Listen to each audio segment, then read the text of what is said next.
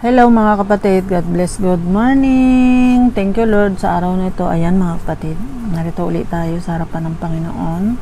Kamusta kayo mga kapatid? Salamat sa biyaya ng Lord. Ayan, narito pa rin tayo. Ayun, meron tayong mga kapatid sa laman, kapatid sa iglesia na mga umuwi na sa Panginoon, sa iba't ibang kaparaanan. Salamat Lord na tayo ay nandito pa din. Patuloy pasalamat at magpuri sa Lord, purihin sa pasalamatan sa dakilain sa dahil napakadakila naman talaga niya.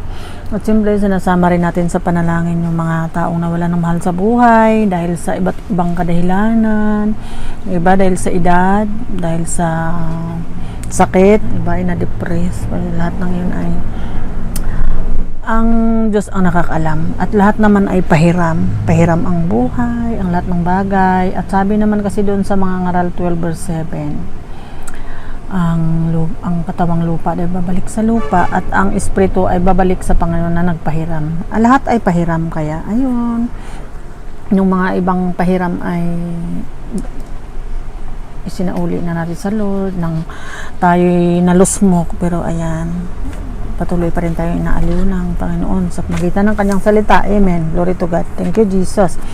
Ayan mga kapatid, ang verse of the day natin ngayon ay ikalawang Timoteo 3 verse 1 hanggang 5. Praise God. Thank you, Jesus. Dapat mong malaman na sa mga huling araw ay darating ang mga panahon ng kaguluhan. Ayan, tama naman. Ano mga kapatid, dapat mo daw malaman. Na pinaalam noon kay Timoteo na kung ilang taon na itong nakalipas at ngayon binabasa natin at pinapaalam sa atin na tunay naman nangyayari, ano mga kapatid. Sapagkat ang mga tao ay magiging maibigin sa sarili, maibigin sa salapi, palalo, mapagmataas, mapagsamantala, suwail sa magulang, walang utang na loob, lapastangan sa Diyos. Ayan, yung pagiging suwail sa magulang, paglapastangan din nun sa Diyos, kasi nga ang utos ng Panginoon ay igalang daw ang magulang. Hallelujah. Ayun, tayo din man magulang, dapat maging kagalang-galang din man tayo, kasi ang paggalang hindi inuutos. Ayun ay ayon sa ating mga ginawa. Praise God. Thank you Lord. At siyempre pati din man mga bata, dapat gagalang natin ang bawat nilalang. Sila ay magiging walang pagmamahal. Ayun, mayroon daw mga suwail, walang utang na loob. Mayroon naman talaga, mga kapatid. Yun bang pinakain mo, pinaaral mo, tapos tingin sa'yo ay kaaway. Mag-asawa ng ulupong, bago di may kasama na siyang ulupong, na ikaw pa ang sasakmalin. Kasi nakalagay naman dito kung nakaranas tayo ng ganun, mga kapatid, ay biblical yun. Kapag kayo nakakilala sa Lord, di huwag mo nang gagawin. Sila yung magiging walang pagmamahal sa kapwa, walang habag, mapanirang puri, walang pagpipigil sa sarili, marahas at walang pagpahalaga sa mabuti. Ayan, walang pagpahalaga sa mabuti daw. Dapat daw nating malaman na darating ang huling araw. Ito huling araw, bawat araw huling, kaya libuan di at a time tayo. Sila ay magiging mataksil, padalos-dalos, mayayabang, maibigin sa kalayawan, salip na maibigin sa Diyos. Ayan. Tunay naman, mga kapatid, may nangyayari naman talagang ganon. Kaya ang salita ng Diyos ay totoo. Praise God. Thank you, Jesus. Sila ay may anyo ng pagiging makadiyos, ngunit hindi naman nakikita ang kapangyarihan nito sa kanilang pamumuhay. Iwasan mo ang ganyang uri ng mga tao. Ayan, di ba? Kaya salamat sa Panginoon na pinapaalam sa atin itong mga salitang ito, para nga tayo ay may matutunan. At kung tayo ganire, mag-isip-isip at baka mamaya huling araw na pala yun. Dapat to nating malaman na sa huling araw ay darating ang panahon ng kaguluhan. Tunay naman, mga kapatid. Minsan nga pero pag tayo sa Panginoon ay yun yung ating kalooban ay mapayapa. Ayun yung tunay na kapayapaan, kasi minsan yung ating pag-iisip ay mala-impyerno, magulo, at kung ano-ano pang naisip natin na mga hinanakit, galit, pagka naranasan mo itong wala daw utang na loob, palalo, pagmataas, mga suwail sa magulang, ay tunay naman. Kung ikaw ay magulang, ganiri ang anak mo, ay umasa ka sa Panginoon, kasi sinabi na niya iwasan mo daw ang ganyang uri ng mga tao. Paano kung ikaw sarili mo na pala itong ganire? Magbago ka na at huwag kang maging ganon. Amen. May palala ito. Tubato sa langit, ang tamaan ay lahat para maisip na ay huling araw daw ay. Ayun, sabi dito sa verse 11 hanggang 17, tuloy-tuloy na rin natin mga kapatid. Nasaksihan mo ang mga pag-uusig at paghihirap na dinanas ko sa Antiqua. Si ano dito nagsalita? Si Pablo. Si Timoteo ang kausap niya. Ngayon, tayo ang kausap ng Panginoon. Napagtiisan ko ang mga ito at sa lahat ng ito ay iniligtas ako ng Panginoon. Ayun, di ba? Niligtas naman tayo ng Panginoon. Kung ating mga anak ay naging suwail, kung magulang natin ay ang babait, may pagka-disable, salamat sa Lord na talaga namang tayo iniligtas pa din at siya lang ang ating naging kakampi. Na, ayun, hanggang ngayon binabasa natin to, ibig sabihin kung may mga nangyayari to at sa ganitong kalagayan, ay ang Diyos na buhay at mapangyarihan sa lahat ay sinabi na sa atin. Naranasan nila noon, naranasan pa rin natin ngayon. Grabing dinanas ni Jesus. Kaya salamat sa Kanya. Tinuruan tayo. Pinat-alala sa atin itong mga salitang to. Ibig sabihin, dapat may matutunan tayo. Kung tayo itong suwail at walang utang na loob at lapastangan sa Diyos itong sa ating binasa, ay di magbago na tayo at magkaroon tayong banal na takot sa Panginoon at maging masunurin na tayo. Amen. Ayun, sabi. Verse 12, gayon din naman ang lahat ng nagnanais mamuhay ng matuwid bilang tagasunod ni Kristo Jesus ay daranas ng mga pag-uusig. Yung tunay naman. Si Jesus, grabe ng pag-uusig dinanas niya, mga kapatid. Samantalang ang masama ay lalo namang magpasama at ang manlilinlang ay patuloy na manlinlang at sila man ay malilinlang din.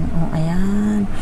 Kaya sabi nga, lahat nga ng gagawin mo, ibabalik sa'yo eh. Lahat ng tinatanim ay inaani, sabi nga eh, di ba? Proverbs 14:14. Ano man daw yung gagawin mo, masama o mabuti, ay aanihin mo. Di ba? At ang malilin lang daw, malin lang din. Di ba? 14, ngunit ikaw magpatuloy ka sa mga aral na natutunan mo at matibay mong pinaniwalaan. Amen. Thank you, Lord. Sapagkat kilala mo ang mga nagturo nito sa iyo. Ayan. Verse 15, mula sa pagkabata alam mo na ang banal na kasulatan na may kapangyarihan magbigay sa iyo ng karunungan. Amen.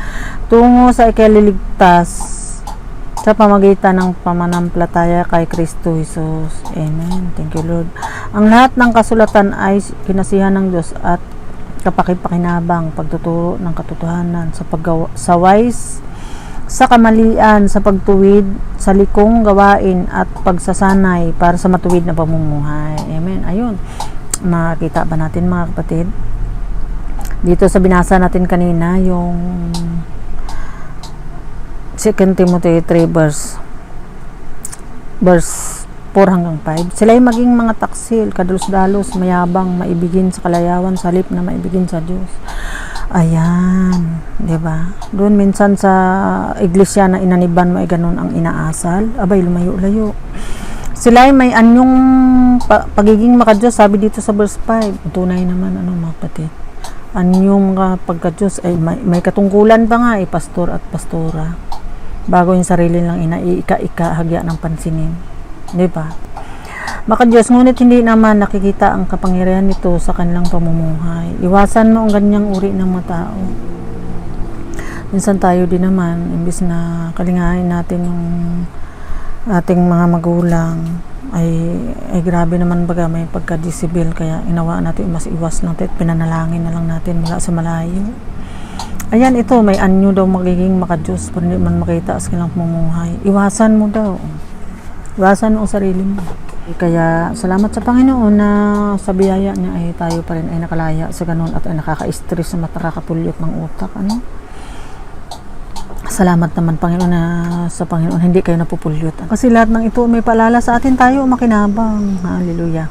Ayun, sabi, sa pagtuwid daw, sa pagsaway sa maling gawain at pagsasanay sa matuwid ng pamumuhay. Ayun doon sa ating binasa. 2 Timothy 3 verse 16, verse 17, upang ang mga lingkod ng Diyos ay maging ganap at handa sa lahat ng mabubuting gawain. Ayan, dapat na mabubuting gawain ang ating pinaghahandaan, hindi yung purihin ang Diyos. Sa harap ng Diyos at ni Kristo Jesus na hahatol sa mabuhay at sa mga patay, sabi dito sa ating binasa. 4 verse 1. Basahin natin hanggang 5 mga kapatid. Alang-alang sa kanyang pagdating bilang hari, inatasan kita. Sabi ni Pablo dito kay Timoteo. Ipangaral mo ang salita ng Diyos, pagsikapan mong gawin iyan, mapanahon man o hindi. Hallelujah. Ayun ang ibig sabihin to, panahon o hindi. Wala namang panahon, di katulad nung mangga na ay tigmangga ngayon o tigbayabas. Ang salita ng Lord, mapanahon man o hindi. Ibig sabihin lahat ng panahon o pagkakataon, samantalahin natin. May i-share natin yung kabutihan ng Lord. Hindi yung puro kasamaan ang ating ginagawa at minsan pati yung mga anak natin nakikita, di ba? Wala nga naman siyempre kung anong ginagawa mo, rin susundan ng anak mo. Kaya isip-isip din, mga magulang diyan. Ipangaral mo ang salita ng Diyos, pagsikapan mong gawin iyan, panahon man o hindi. Himukin mo at pagsabihan ang matao at palakasin ang kanyang loob sa pamamagitan ng matiyagang pagtuturo. Ayan, hindi ka baliktaran. Himukin mo ang mga tao. Dapat ay pagsikapan natin. Turuan natin mabuti, hindi turuan pa manghusga at manghatol. Ano mga kapatid? Kasi sabi nga ng Panginoon, huwag daw husga hatulan kasi siyang hatol. Verse 3, sapagkat darating ang panahong hindi na sila makikinig sa wastong katuruan. Sa halip, susundin nila ang kanilang hilig. Maghanap sila ng mga tagapagturo na walang ituturo kundi ang ibig lamang nilang marinig. O diba mga kapatid? Nakakatuwa ang Panginoon. Kaya sa panahon ito mga kapatid, tunay namang yung reliyon, hindi makakaligtas yan. Kasi minsan, aanib ka doon sa reliyon. Sabi, kung hindi ka aanib sa amin, hindi ka maliligtas. Ay, niwala ka sa kanya. Jesus nga walang reliyon. Hindi reliyon kapag ligtas, kundi personal natin makipagrelasyon sa Panginoon. Amen. Glory to God. At sabi, darating ang yung ituturo lamang nila. Ayun bagang magpatutuo ka, mag-ano ka ng mga verse. Sabi, ikaw ba ang mensahera? Sabi ang Panginoon. Hindi man lang makapakinggan, ay binasa mo lang. Pero pagdating sa chismisan, unlimited. Hindi na sila makikinig sa katotohanan, sa halip ay babaling ang kanilang pansin sa mga kathang isip. Ayan, tunay naman. Ngunit ikaw maging mahinahon ka sa lahat ng oras. Magtiis ka sa panahon ng kahirapan. May pagtitiis naman talaga mga kapatid. Magtiis daw sa panahon ng kahirapan. Si Jesus maraming tiniis niya. Gampanan mo ang tungkulin ng isang mangangaral at magandang balita at tuparin mo ng lubos ang iyong paglilingkod. Amen. Ayan, tuparin mo daw ng lubos ang iyong paglilingkod mga kapatid. Ayan. Kahit sa gitna ng mga inaniban mo, pagka ganun ang nangyayari basta ikaw daw, sabi doon sa 5, ngunit ikaw, maging mahinahon ka. Maging mahinahon ka, huwag mo patulan. Sa lahat ng oras, magtiis ka sa panahon ng kahirapan. Gampanan mo ang tungkulin ng iyong pangangaral ng magandang balita at tuparin mo ng lubos ang iyong paglilingkod. Amen. Thank you, Lord. Ayan mga kapatid, kailangan nating pagtiisan. Minsan kasi, di ba? Imbes na suportahan kapag nag-ano ko sa Panginoon, nakalabanin ka pa kasi iniisip sinasapawan sila. Ay, ang gusto mo ngang parangalan at papurihan ay ang Panginoon. Pwede ka naman mag-isa, one-on-one kayo ng Panginoon. Hindi naman tayo kailangan umanib pa kung saan-saan. Lalo ngayon sa panahong ito. Reliyon namin yan. Pag hindi ka sumali sa amin, hindi ka maliligtas. Sabi nga ni Pastor Eden. Mayroon naman talaga mga kami lang ang malinis. Kami ay gayon-gayon. Sipin mo, may narinig ba tayo? May nabasa ba tayo ng ganun ginawa ni Jesus? Yung mga alagad ni Jesus. Ayun, ang mga alagad ni Jesus kuno na yung pala alagad ni Satanas. Imbes na mahabag. Kasi mo nag-iiyak yung babae. Yung bang babae na sino yung ba ng anak? Diba mga kapatid? Si Jesus pang inutusan ng mga alagad niya, ng mga hunghang. Palisin mo siya at nakakaabala daw. Wow. Hanggang sa panahong ito. Talaga naman dapat ay si David yung maghari sa ating puso, hindi si King Saul na mainggitin at mataas ang tingin sa sarili. Kaya ayun, tuloy ang nangyari sa kanya. Salamat sa Panginoon na ayun, kahit paano tayo ay may natutunan, na ipamuhay natin at ayun, napakinabangan din naman natin yung salita ng Lord. Sayang naman kung tayo basta basa, nakikinig, hindi naman natin pinamumuhay, di ba mga kapatid? Salamat sa Panginoon na lahat ng ito ay may matutunan tayo, may pamuhay natin. At maging kalugod-lugod sa harapan ng Panginoon ng ating pamumuhay. Sabi nga, kasi marami yan, di ba? Pinaalam na sa atin na dapat to natin malaman. Sa huling araw, ay darating daw mga kaguluhan, ay tunay naman. Hallelujah. O kahit skit na ng kaguluhan na yan, basta may payapaan ka sa puso mo, walang problema yan. Ayun lamang ay maranasan mo kung alam mo ang salita ng Diyos at mahilig ka magbasa. Pero kung mahilig ka magpagitna doon sa ganong mga tao, nasabi dito sa verse 5 ng 3 ng Timoteo, ay iwasan mo daw ganong uri ng mga tao.